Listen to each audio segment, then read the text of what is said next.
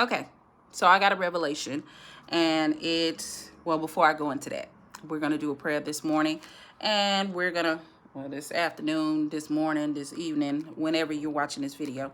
And the prayer is from one of my favorite books, Prayers That Work, from Kevin L.A. Ewing.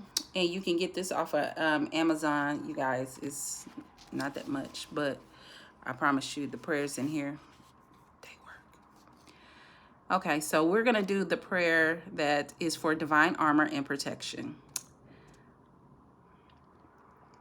All right. This day I equip myself with the whole armor of God according to the constitution of the spiritual and physical realm. I am strongly advised to do so, that I may be able to stand against the wiles of the devil and stand in the evil day. Ephesians 6:11 and 13. Therefore, by faith, I now equip my spiritual and physical being with the helmet of salvation. I stand girdling my waist with truth and equipping myself with the breastplate of righteousness. I armor my feet with the preparation of the gospel of peace. I now take up the shield of faith so that I may be able to quench the fiery darts of the wicked. Finally, I take possession of the sword of the Spirit, which is the word of God. Whew. Father, you promise in your word, according to Psalms 91, verse 11 through 12, that you have given your angels charge over me to keep me in all my ways. Lord, you said that your detailed security, assigned angelic protection, will bear me up in their hands if I as much dash my foot against a stone. Father, I remind you of your word regarding my spiritual protection. You said, to which of the angels did you say at any time, sit on my right hand until I make your enemies your footstool? Are they not all ministering spirits sent forth to minister for them who shall be heirs of salvation? Hebrews 1, verse 13 through 14. I receive your word and your promises to help and protection. I will speak and declare your goodness and mercy. I submit to your will and divine timing and ask that you catapult me into the destiny you have originally ordained for me. Though I walk through the valley of the shadow of death, I will fear no evil, for you are with me. Your rod and your staff, they comfort me. You, O Lord, have prepared a table before me in the presence of my enemies. You, O Lord, have anointed my head with oil. My cup overflows. Surely goodness and mercy shall follow me all the days of my life, and I will dwell in the house of the Lord forever. In the name of Jesus Christ of Nazareth. Psalms 23, verse 3 through 6. Okay, so I was driving, dropping my son off this morning at his dad's, and it is dark 30 in the morning. It is like around between 4:30, 5 o'clock. And I am driving and I'm looking up and I'm noticing this star in the sky, the brightest star. And I'm thinking in my head like, that star is very bright. It's like, is it a star? Could it be a satellite? And then I start going down this rabbit hole, like, oh, if it's a satellite and it's showing all these planets and things of that nature, like, how is they sending these planets and we're under firmament, like, what's going on here? And I was like, you know what? Let's get back on track. And as I'm thinking, let's get back on track, what dropped in my spirit was the Truman Show. And I was like, the Truman Show? And I was like, yeah. When I thought about the Truman Show, I thought about monitoring spirits. And I was like, yeah, they are out here. And I was like, well, dang. And I started thinking about different clips of the Truman Show.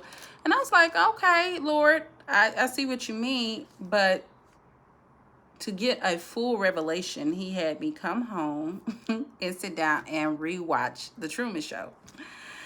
And so when I was watching the Truman Show, we all know the bloopers. We know that, he's been monitored and things of that nature. We know if you've seen the movie, you know it. But I'm watching it from spiritual eyes. And I was just noticing, like, yes, you are right. Like, you have to monitor your friends, because he had this one friend that was always, every time he's about to change his mind or something was going on, if he veered off course, or he get a tickle in his bone, he will always pop up, and he always will pop up with a case of beer. And, I was like, dang, that beer, what I'm saying, to help him relax so he can, put his thoughts into Truman's head, and, get him loose and all that kind of stuff, like manipulation. And so I was like, yeah, you're right. Them friends, you got to monitor your friends. You got to know who is around you at all times, because they can be sent by the enemy to keep you at a standstill. They will tell you all the great things. They will always be there to listen to you when you're going through it. And they will always give you advice that keeps you in a stagnant place. They'll tell you it's nothing wrong. I mean, they'll comfort you. They will give you all the advice in the world. They'll shed tears, They'll shed, because that's what he did. He shed tears, and he looked him in his face and said, I would never lie to you. Every time he asked him something about going further off, or doing something, have you ever thought about doing something different than what you've been doing, the friend will always say, nope, I'm good right here. And it's funny, because the friend went places and came back and said, well, I've been places, and there's no good a place than here. I've been all these other places, and you will never find another place like this, another island like this has everything that you need and you want. You don't need to go nowhere. I'm putting it in my own reference, but that's what he said. Like, you don't need to go anywhere. And it was just interesting watching throughout the movie that they will always send him in. Like, he was the one that's going to get you back in line. He's going to get you back in track. Like, look, you're veering off. I'm your friend because I've been here since you was 7 years old. That's what he told him in the movie. Since you was 7 years old, I've been here. I knew everything. We cheated off each other papers. You know what I'm saying? Like, regardless of what was going on between me and what's going on in my life, I always knew that, that if we get it right, we get it wrong, we still do it together. And it's like, you got to monitor those people that are in your lives, because they'll tell you that, we ride together, we die together kind of stuff, but they want you to stay right there. Like, it ain't no ride and die when we elevating. Like, you can't elevate. Like, I need you right here. This is that comfort zone. I need you to stay right here. Woo. I also was looking at the wife, and it's like, you better be careful who you marry, because they could be a plant. Like, that woman wasn't for him. Like, for him to look up and say, why would you want a baby with me? You don't even like me. And it's obvious, like, you could see that, like, there was no connection there, but she had to be there. Like, she was on assignment. She had to be there, and she was going to do anything, any means necessary, even give, like, her life up to have a baby or whatever with him. Like, any means necessary. Like, I am counteracting. I'm blocking whoever this woman is that you think you like. You know what I'm saying? I'm keeping you on that same job that you don't want to be on. I'm going to tell you, yeah, we're going to go these places. We're going to do these things. I hear you, but I'm not really listening. But yeah, I hear you. Yeah, just put back your money for a little bit longer, and we're going to go and take these trips. Or, you know what? I hear your thoughts, but we're going to talk about something else. We're going to talk about all these other people and everything else that's going on, these friends that I invited over, what we going to do this weekend, your mom, think about your mom. You don't want to stray off too far, and it was like, he had all these voices around him, even though he had this unction, like, I'm destined for more than this. Life is more than this. Something don't seem right. But his wife was like, what about our responsibilities? What about this house? We got these bills. We got, you want to burn up our savings and stuff like that. Like, you want to do all, like, her job was to remind him of all the things that he had to do to keep him there. Now, I'm not saying go out and spend your money and blow your savings or anything like that, but I'm saying when it comes down to people that are assigned to you to delay you, they will kill any dream, anything that you desire, or some anything that God's put in you. Like, you will share it with them and they will kill it. They will kill it, or they'll tell you to postpone it. Like, that is a brilliant idea. You know what? You need to do that next year. And God is telling you to do that now. Do that now. And you want to take everybody with you. Like, he was like, nope, I'm married to you. I'm going to take you with me. We finna go right now. And she was trying to do everything to stop him. She was saying everything. And she was scared. She was actually scared. She was like, this man is about to take us somewhere. But it was like he was trying to take her, but she couldn't go nowhere. Like, she was planted there in that scene, in that surrounding, and anything outside of that brought fear to her. Like, she was afraid. She was hoping somebody stop him. I can't stop him. You know what I'm saying? Somebody stop him. It was mind blowing. And then thought about the father coming back into the picture after he's died off, but he came back, and it sparked a fire. But at the same token, it made me think, like, who sent you? Who sent you? Because you were gone, but then you come back. Now you done ruffled up some feathers. I'm over here contemplating life and things of that nature. Then you come back. All the while, at the end of the movie, when everybody was looking for him, you was holding hands with everybody else looking for him. So was you really coming back for me, or you was coming back for you? And so you, man, you have to ask and test the spirit, because they will come back as parents. They'll be friends. I mean, like he said, I think everybody's in on it. Sometimes it is. Sometimes everybody is in on it, and you need discernment. You need discernment. You need the gift of discerning of spirits, knowing who is behind that face that is talking to you, that's giving you those advices, that is telling you that, yes, you need to stay here. You need to test that. You need to hold everything captive. You need to hold that captive. It was also what I noticed in the movie when I was watching it.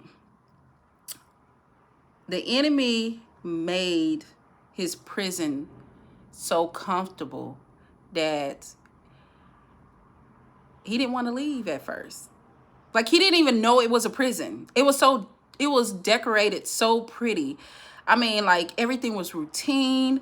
He didn't know that he was in the wilderness. He didn't know that he was held captive. Like, I'm going to keep you comfortable.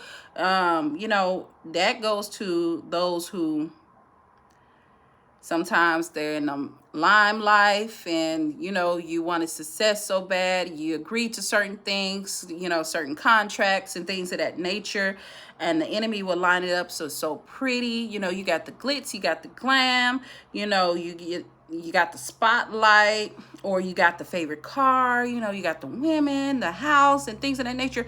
He gives you all these things, and he makes it very pretty and comfortable for you. Yet you can't grow unless he gives you an assignment to grow in. Other than that, you can't. It's like making it seem like you have free will when you don't. And so everybody that was in on it, like, that's their lives. Like, they lived their lives moving around this man that was not aware of what was going on, and they lived their lives day in and day out to keep the lie going. To keep the lie going. Then we seen in the movie, certain things fell apart. cameras falling out the sky. And the enemy tries his best, like, hey, we got to do damage control. We got to come in and we got to tell him, we got to signal him, oh, it was a major crash, or, you know, something happened. Like he said it was a plane crash or something like that. And then when he found out about the elevator and saw all those people sitting around in the background and the scene wasn't set up right, I'll tell you, it's always a tear in the enemy's design. It's always a tear. Like the truth will always come out, even when the enemy is trying its best. Like they were running ragged. They was you go off course if you want to. You had an enemy running in circles, like they're trying to figure it out, because this been routine for the last, what, I think it was 30 years. 30 years. You know, that might be key for a lot of us. Like, we've been in the wilderness for 30 years. And that brings up a cool, fascinating point that the creator of the show said that I've been watching you since you were born. I was there when you were born.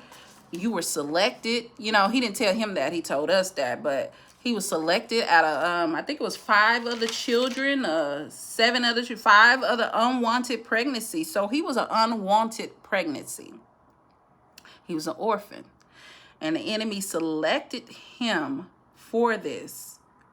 It's interesting, all the people that's walking around with orphan spirit. Like the enemy they sought you out. Like the things that you're going through, that you've been going through, like they've been watching you from day one. They watched you in the womb. They watched you while you were born. They saw, like he said, one of the reasons why we selected him, because it seemed like he was ready for the world. He was ready to come out early. He was intrigued. So he was the perfect candidate. The enemy is wanting you because you're so ready for the world. You're so ready for everything that God has for you. I mean, you're full of bright ideas and creativity. You're full of joy. You know, you're full of help, the spirit of help. You're full of it. You're full of life. And the enemy saw you. He saw you early, and he's like, yeah, we got to get that one right there. That one is promising. We got to go on ahead and stagnate that one, because that one has too much light in him or her. And I found that very interesting.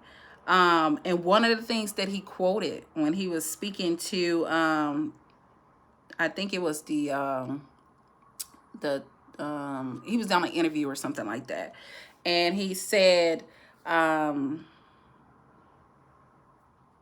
he was the first child to be legally adopted. Some of us are in wilderness because of legalities. You know, it's generational. It's things that have been passed down. And the enemy says that he has legal rights to you, which those things need to be broken. But the enemy says he has legal rights to you, you know. And this is for those who this is for, you know. But he said he had legal rights to him. He also said, well, how did you convince him to be in this place for so long, like to hide things, keep him on the same path and the same course for so long? And he answered by saying, we accept the reality of the world we are presented. And so since the enemy presented this type of world to Truman, since day one, since birth, he was able to easily accept it, until it wasn't acceptable anymore. But that was interesting to hear that, because how many of us are accepting the world that we are presented? Like, it is what it is. This is how it is, and things of that nature. How many of us are accepting the world as it is presented to us? And you have to ask yourself that. And not only that, but once you ask yourself that and you get the answer, what is your next step? Do you continue to go with the lie? Or do you Home in on who God called you to be. Home in on the creativity that he's giving you. Home in on the unction that he's telling you to go out, go forth, seek, go deeper.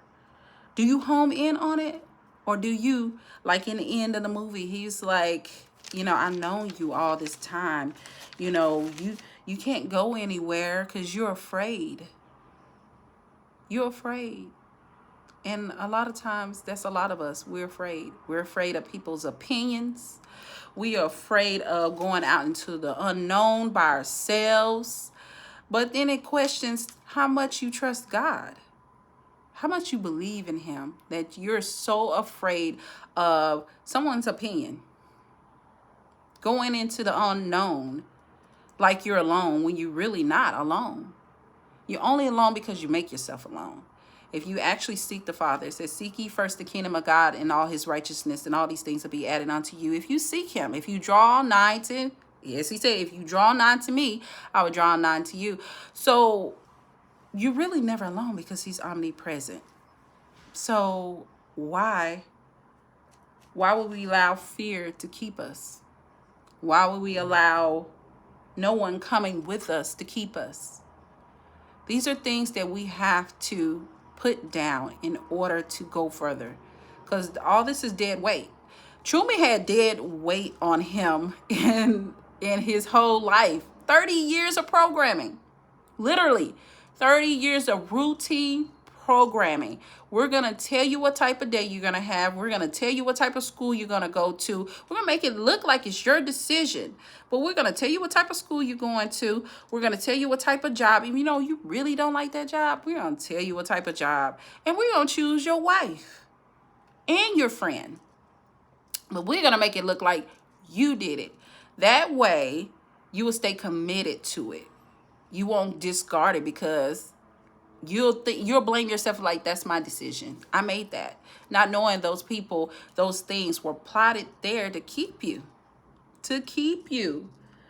The enemy told Truman at the end, I call him the enemy. The enemy told Truman at the end, you can't leave. You belong with me. I'm telling you, as you are going forward in the things of God, the enemy will tell you that you can't leave. The enemy will try to hit you with fake warnings, like you're going too far, you need to turn back, it's dangerous up ahead. The enemy will even send people in the spirit realm, send people to attack you, to keep you if he feels like you getting out of line. It be some straight pimp action. I'm sorry, y'all, but it do, like, it be. But as you realize this, because the whole purpose of this is realizing, Truman realized, he came to revelation, truth, let there be light. Once you get truth, you can't box it back up. I don't care what anybody tell you, you can't box it back up. Once he got some truth, because the enemy couldn't keep it together. He could not keep it. Once he got some truth, he was on fire. He was on fire. Like most of y'all, when y'all give yourself to the Lord and y'all lay down y'all lives, y'all be on fire. You have to keep that fire. I'm telling you, when they say truth will set you free, it did, because he could not go back to the things that his usual. He couldn't go back to the everyday all day. No, there is something up with this. And once you realize there is something up with this, you cannot go back. You look at everybody different. Like, at first, he didn't see the wife. He didn't see the friends. It's always the ones that's closest to us that we can't see. We see them last. But they start to tell on themselves. But it start painting, like you start looking at the patterns. You start looking at the signs. Truman was in the car, and the wife was like, what are you doing? What are you doing here? And Truman was like, watch this. He was like, there's a lady that's going to be rolling by on a bike, and then it's going to be some flowers, and then it's going to be a beat up beetle yellow color beetle with a dent in it or something like that. And she tried to convince him like, oh, you're crazy. You're just doing too much. And then try to dismiss him. Because if I dismiss you, you will leave it alone. Because I don't want to agree that I see the same thing that you see. Because then I'm going to be accountable to actually tell you the truth. And I need to keep this lie going. Nope. He showed it to her. You know, and then she masked it by, you're just mad because you want to go to Fiji and you can't. It's like, hey, y'all quoting everything that I be saying. Like, how y'all be knowing? How y'all get all this revelation all throughout the day? It seems like everything I say, all of a sudden, somebody knows what I just got through saying. Monitoring spirits. And it was a whole, like he said, it was a small city. Region. Principality. Get to the part where he is in the water because they couldn't find him. He said, look, I got to get crafty. I got to get crafty on the enemy. See, he knows my every move. I don't know who it is. It may be everybody, but I got to get crafty about this. So that's what he did. And a lot of y'all need to be getting crafty about it. God gave you creativity for a reason. It's not just to entertain people online. It's not just to entertain your neighborhood or anything like that. These are tools. Your influence is tools. Your persuasion is tools. Your ability to be able to build things is tools. All this stuff is tools. So he had to get crafty. Like, I had to do something different. But make it look like I'm not doing anything different. That's, ooh. In your prayer life, when you pray, you're doing something different. You are moving things that is not seen in the enemy's realm. When you spend time with God, you are doing something different. Every day that you do something out of your normal to work towards what God has told you, even if it's speaking over your life, you're doing something different and you making the enemy camp confused. They are confused. It was interesting, and I'm going to close with this, that he was on the water, and we all know how water is and what water represents. So he was on the water, and he was in a boat, and everybody was looking for him in the usual places. But the one place that he was most afraid of is where they wasn't looking. That's the word for somebody, okay? The enemy can't find you in a place that they're sure that you're afraid to go. It wasn't until towards the very end that the enemy is like, we're not even monitoring the water, the place that he's afraid, because we can't find him nowhere. We're not monitoring the water. I need eyes on the water. And his lower demons was like, why are we looking at the water? Like, why would we have cameras at the water? But that's where he was. And he was like, where are you going? When you are determined to break free, woo! I'm telling you, nothing that once feared you, nothing that once made you afraid, it paralyzed him. When you are determined to break free, nothing can keep you there. And I promise you that quote unquote creator threw everything at him. They were like, we can't kill him on live. The whole world is watching. He was born when everybody was watching. Like, he was so adamant that you're not gonna win over me. It was a control. It was a battle of control. Like, he came up against the altar that was in his life, and it was a battle to the point that, principalities was throwing all kind of waves and storms and struck him with lightning. Like, you're going to go through some things. You're going to go through, and it's not going to be pretty. It's not going to be easy. But I promise you, once you get to the end, and you walk into what the Bible said, that the 12 went and scoped it out, came back, gave report. God said, look, I gave you this land, but you're going to have to go in there. You're going to have to pick up a sword, and you're going to have to swing. The battle is already won, but you're going to have to participate. You're going to have to participate. I'm speaking that to, you're going to have to participate in your own freedom. It's already there, but God needs for you to participate. He needs for you to pick up and fight for your life. He needs for you to pick up and fight for the calling that's on your life. He needs for you to pick up and fight for that prophetic word that was spoken over your life, that you've been sitting on, and you waiting for somebody to knock on the door and hand you it. A lot of us are still waiting on that knight in shining armor to pop up and knock on the door and say, here it is. You're waiting for that check. What was it, that publisher clearinghouse check to come at the door and say, here you go.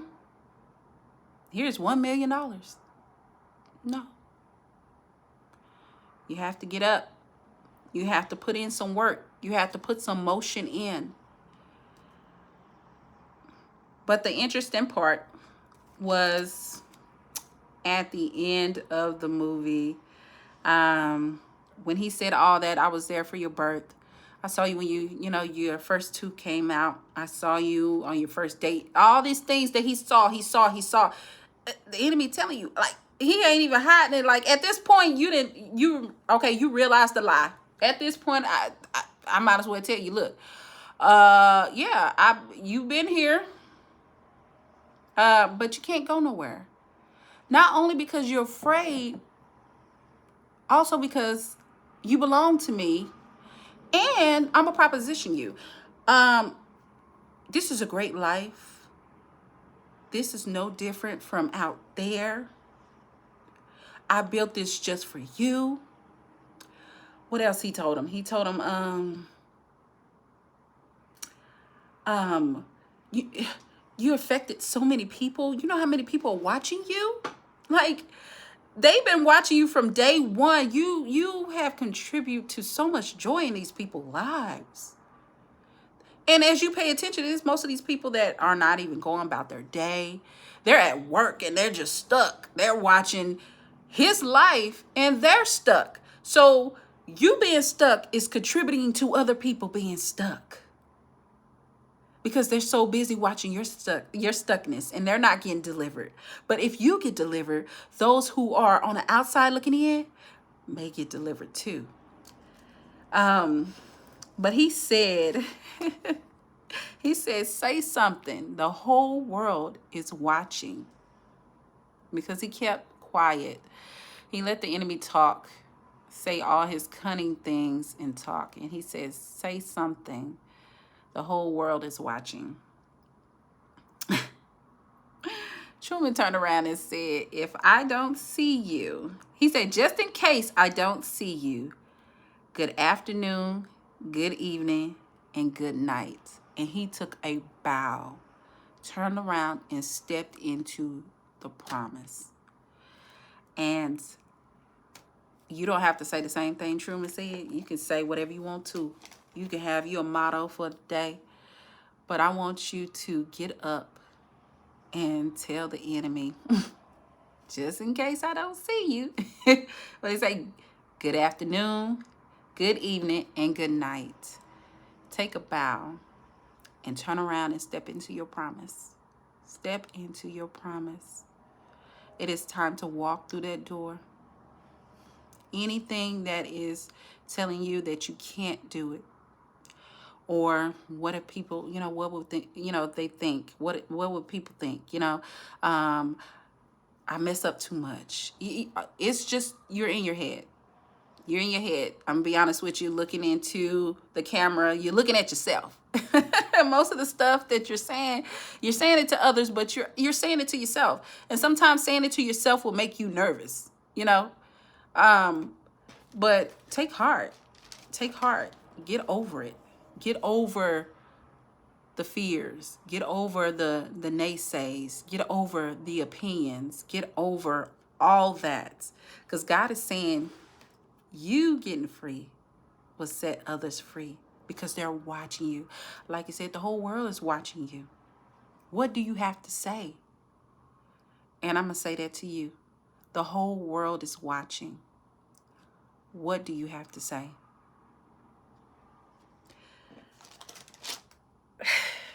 Once I was done watching that movie, I was like, Lord, how would I present this to them? Because it was a lot. And I advised, if y'all got time, it was free on Pluto TV. I had to look it up. I wasn't finna pay $3.99 to watch the Truman Show. Not saying that it's not worth that, but if I can watch it for free, yeah. But anyways, it was on Pluto TV for free. And it's like, Lord, how would I present this to everyone? And he said to me, that's what's been for you. You have been in a Truman Show. And when he said that, I'm not a crybaby, but I am in tune with my emotions. And I was on my Carl Thomas for a minute. I was very emotional. I was like, wow, you're right. Throughout my life, there have been people coming into my life playing like friends, family members, we're family, but yet they don't like you. They speak word curses over you. They keep you stagnant. Friendships that always lead you into places where they'll give you encouraging words, but they don't build you up. They don't help invest in your beliefs. If it ain't about the club or this dude here or girl mimosas and waffles and chicken and waffles, like you have nothing else to talk about. Yeah, that's what I've been surrounded with. Yeah, but